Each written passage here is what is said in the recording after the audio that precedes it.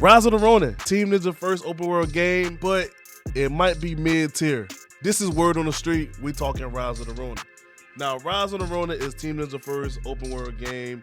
Other than the other games like Nioh 2 and Wukong Fallen Dynasties, but Rise of the Ronin offers a open world experience where the players take on the role of a Ronin, a masterless samurai navigating through the political unrest and Western influence. The game features combats that combine traditional weapons like katanas and with firearms, showcasing the unique personality of the time period. The story is multi-layered and the player's choices will impact the outcome of the game.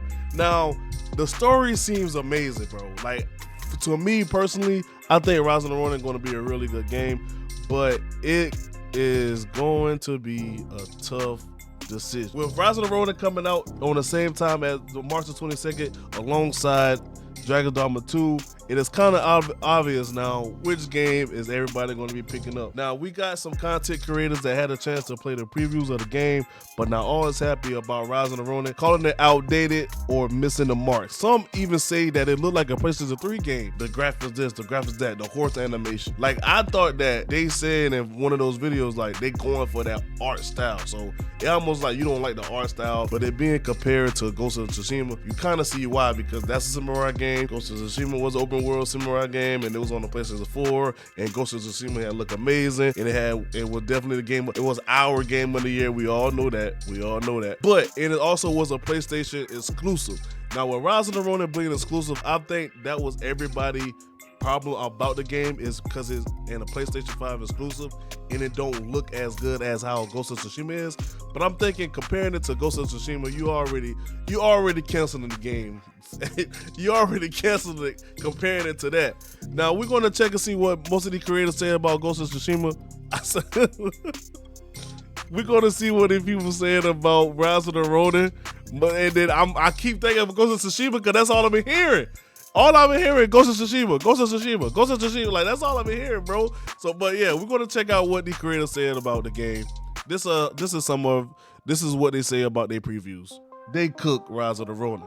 Ralph from Skill Up said, Rise of the Ronin is very played out, and by the numbers, thank Far Cry Japan, and you're very most on your way.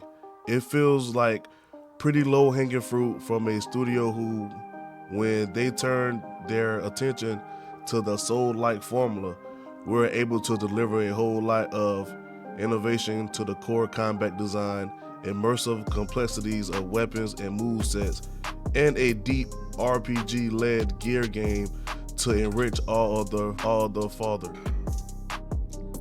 What been said was Rise of the Ronin kind of had took away from how Ghost of Tsushima is, but since Nioh 2 was like a hard difficulty game, people thinking about that game, now thinking about this game, like, wait a minute, man, it should be complex like Nioh 2. Why is just a square one button push? But Ghost of Tsushima was amazing. That's how Ghost of Tsushima was. So I mean, I don't know.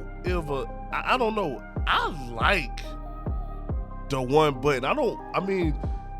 It being complex, okay, I understand what y'all mean, but I haven't played Nioh 2, so I'm not coming from like, oh man, like Nioh 2 been difficult, it been hard. So a lot of these players, I'm pretty sure they coming from Nioh 2 and they think about all the other games that they did, and this their first ever open world game, guys. Come on, gotta think about that. But then he also went on and said, I really did feel like I was playing Team Ninja version of Ghost of Tsushima, see? Rather than a unique game that they themselves had developed from the ground up, the whole thing seems to lack identity or the X factor that has made Team Ninja games great. So, and then it's tough because you have a lot. Like I say, it's a lot of negative than positive. A lot of guys was cooking Rise of the Ronin, bro. A lot of guys were cooking Rise of the Ronin, bro. Push Square said, compared to the Team Ninja's past titles, Rise of the Ronin feels bigger, granted, deeper, but is that actually better? At the moment, is difficult to say. The experience had proven consistently decent to good in its opening couple of hours, but it yet to really knock our socks off with an immersive missions or the accelerating sequence that showcase why Sony decided to take the game under its wing. While some elements certainly shows promise, the 4 hours of play this preview afford us to discuss publicly aren't hitting on the same level as the other PlayStation 5 exclusives right now. Rise of the Ronin is good, but it isn't great. it's Dustin from IGN being the only positive person, saying like he couldn't wait for Rise of the Ronin. Is really good. It feels like, and I don't know. But the one that was cooking the most was cooking Rise of the Ronin in his whole preview. It was Fighting Cowboy. So in his preview, he basically was saying like it doesn't feel like how it should have felt like how Nioh 2 is, him being a huge fan about Nioh 2. And it's just a simple base combat, just only square button, almost like Ghost of Tsushima. He says it is the graphics is terrible compared to Ghost of Tsushima. He said it just felt outdated. And then he also elaborate in the comment section. He said, so elaborate on the stat system of my initial concerns. With the one button combat, all of the attacks avoid square. Hold square for a charge attack, press forward and square for an advanced attack, gap closer or jump, and square for a plunge. No sprint attack. Hit square 4 to 5 times or 1 to do your combo. Typically follow up with R1 and a face button for a martial arts skill ability. By this point, enemies is going to block or parry you most likely, so you need to hit triangle and get multiple. See, it's like he's breaking this thing down to the point like, oh man, like